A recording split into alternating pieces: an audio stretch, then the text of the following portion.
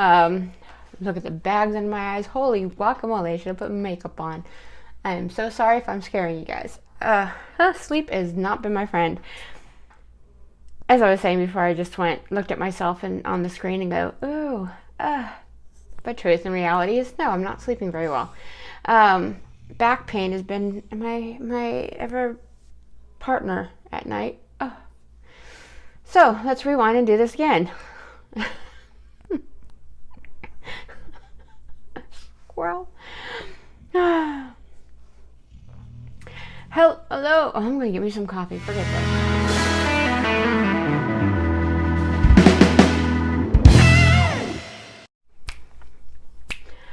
Hi everybody, good morning. This is Robin with Living Life's Journey and welcome to our channel.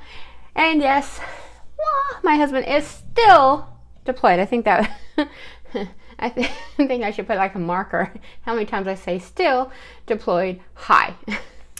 I am currently living in California. This is where we're currently stationed here in aboard McCaxey, which is known as Marine Corps Air Ground Combat Center. This is in 29 Palms, California. So, hi. So I just want to do a quick life update. I'm going to throw in a cutesy little question video that I found. I thought for the month of love, as we're doing that, because the fact that he's, one, still deployed, two, there's not much we can do as far as what we're trying to talk about in regards to RVing and our future endeavors to get there, and I'll get into that in a little bit to give you kind of an update on that. I thought we'd kind of do a funny, cute little soiree of questions that I found on Pinterest. That would be fun, just fun. And I'll put the questions that are linked to what I was talking about in the description bar below, so you guys can do that too, kind of have fun for Valentine's Day. So currently right now, with my husband being deployed, we're kind of at a standstill in regards to, we just got off the phone and not too long ago, 2-3 days ago, with our dealer that we have chosen to purchase the RV with, and things are still moving forward, except we have a pause button in play right now due to the fact we still have not heard from the monitors. Those are the ones that make the changes. They're the ones that say, hey, we're going to push buttons and put you here next. We do know we're going to be moving, we just don't know when, and we just don't know where, and that is a big deal in the military scheme of things, because we don't want to get into a purchase of almost $100,000 worth of product, such as a very large fifth wheel RV, and all of a sudden get say, by the way, we're going to send you a CONUS, which military terms is overseas outside of the continental US. So before we punch that financial button and lay down that large sum of money, we want to make sure that we are staying within the United States boundaries. So that's the only reason why we have not started the finance. We have everything in line as far as laying down a deposit to get things pre-ordered. We haven't hit that button yet due to the fact we have not received permanent change of station orders as of yet. So we're waiting. Here is another realism of this whole thing. We do know no matter what, we are moving. Even if we were to say still be stationed here in 29 Palms, we are moving out of this house. So I've already started the preemptive strike of moving us. Case in point, let's take a look at the realism of what I've been doing. You guys want to see this? Let's take a glimpsey tour of just my office area, okay? Yeah, so I've been going through my wires, and I've been going through my paperwork, and I've been going through books, but there's things that more that I need to do, and I haven't even scratched the surface yet. I've done up here, done down here, all this, it looks all cluttered, but there's stuff in here and there's reasons for it. Because I went through and did that. I have to take that there. I couldn't find my step stool. I found it outside. Yeah. But pictures, boxes, things of that nature, bins and stuff that I moved out here, and I moved things out of the way. In order to do this, to make things work, which I found out some stuff. While we're waiting for him to come home and get notification of where we're going next, we do know we're just going to get out of here.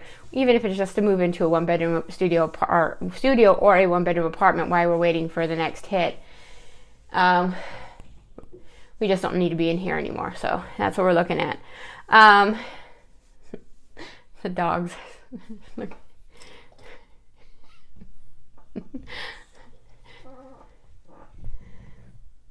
So when you guys hear the funky noises when I'm doing videos, is because the dogs come right underneath my feet, and Pumbaa is very loud. Very, very loud. So, anywho, but that's the reason why we haven't gone in more detail. We have narrowed down what we were wanting as far as the model for the RV. We have decided on the fifth wheel toy hauler, and we'll show you guys once we get there and finish the financials. They are going to build it because there are some specifications that we wanted, like no carpet.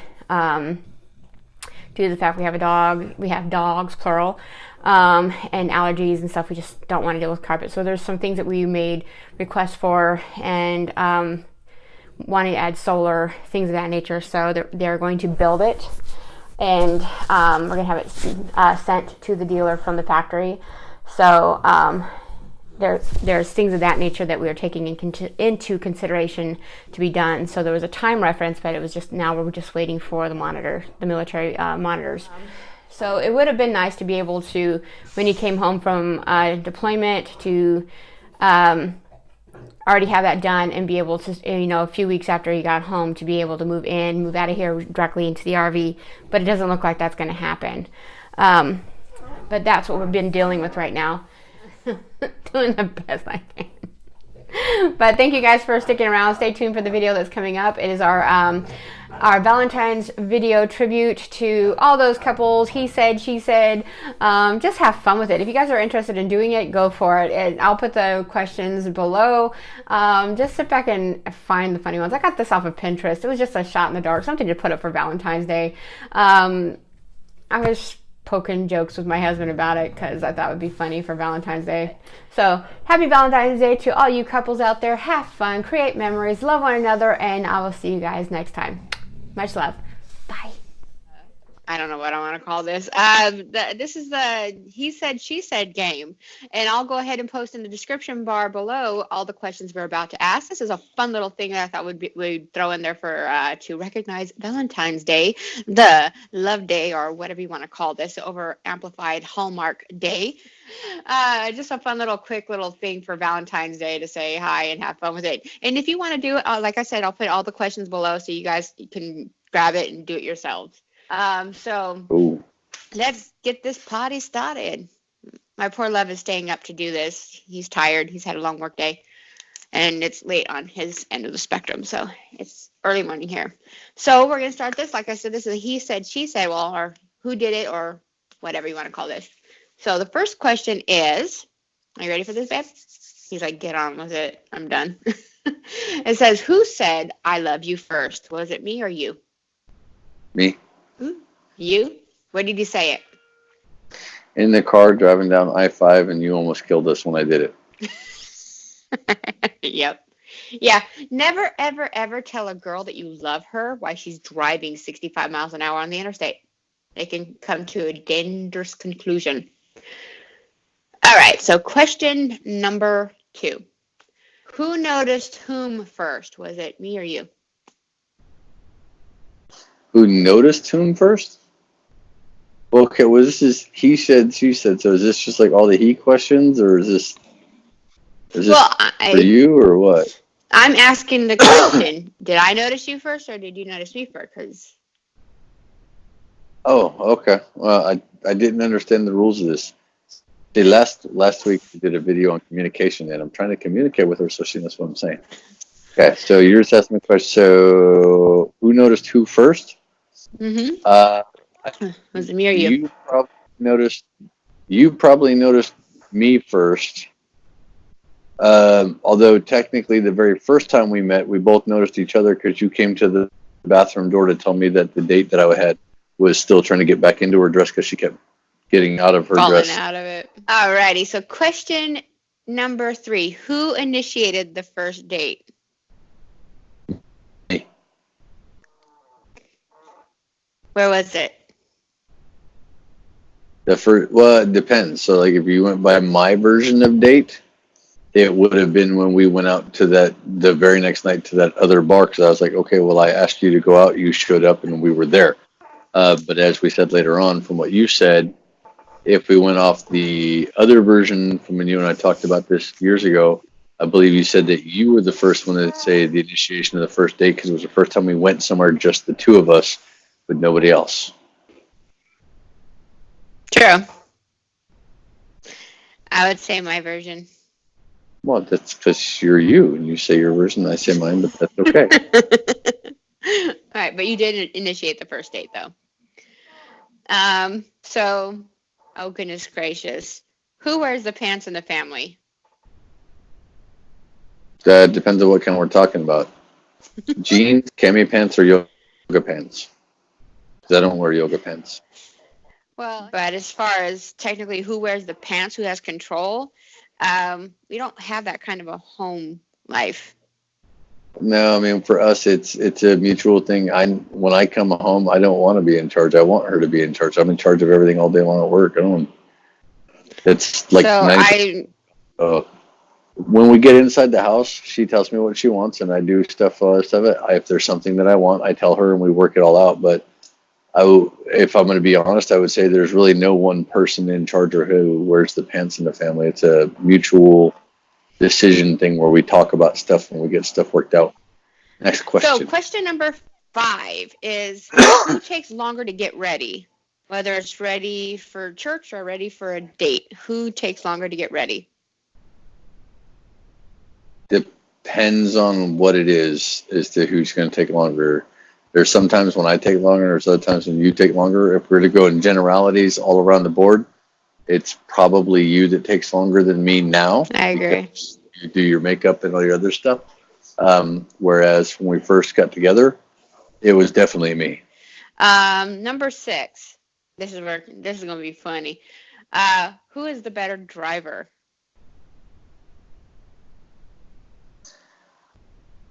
I don't know that either one of us is really better than the other. I think it depends. Like if we're talking motorcycles, well, yeah, me, because I've been doing it longer. But if we're talking just as far as driver in general, like in the wheel of a car, I think it depends on the type of vehicle and depends on what we're doing. True. I would say right now, I think probably I am, only because medically you can't drive as long and you can't have in as many conditions as I can. So. Let's see. Numbers. Let's see, what is that? 1, 2, 3, 4, 5, 6, 7. 6. Who is? 6 was the driver, so 7 is who is the better cook? See, that's a difficult question because I will answer that straight off. Barbecue. My husband is downright slap happy with a barbecue grill. Oh my goodness, that boy can cook on the grill. So yeah, fire pit, everything like that. My husband's good on the grill. Now, you want to do lasagna and casseroles and, slow cookers and things of that nature, that's my zone. So I'm going to disagree with her all the way around because she can grill too. She's definitely better than I am at cooking. She can take breadsticks and spaghetti and turn it into an amazing meal. So, if you've never had garlic spaghetti or garlic spaghetti stuffed breadsticks, you ain't living. But number 8, who spends the most money? That's all right. Well, some of your toys are expensive, but so are mine. So I mean, it depends on what we're talking. We're talking overall per capita. Yeah, it's me because bought the truck and the Harleys and all the other super expensive stuff. But I also dropped $1,300 on replacing our camera. So. Well, there's all kinds of different aspects of it, but in the end of it, what I would say is that for all the stuff we do, I think it evens its way out because at the end of the day, we don't really care. It's true. one bank account. We look at what's in the bank account. If we can afford it, we go. Let's see. 7, 8 is who is the clean freak? You or me?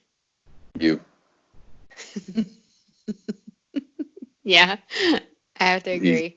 I got into this kick of I wanted things to be a certain way for so long because I want him to be happy. I want him to be comfortable that I've become a tad bit OCD. Can you see my hand right there? No. Okay, well, what you can't see is like that's my artsy fartsy stuff I do over here. My stuff gets cluttered. It's clean. It's just cluttered. Drives her absolutely nuts. She's got CDO.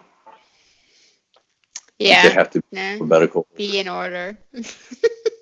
Next question is number 9. Who met whose parents first? Oh, that's easy. I met your mom well before anything. I met your mom a week after we met. And number 10. This is going to be fun. Who has the most clothes?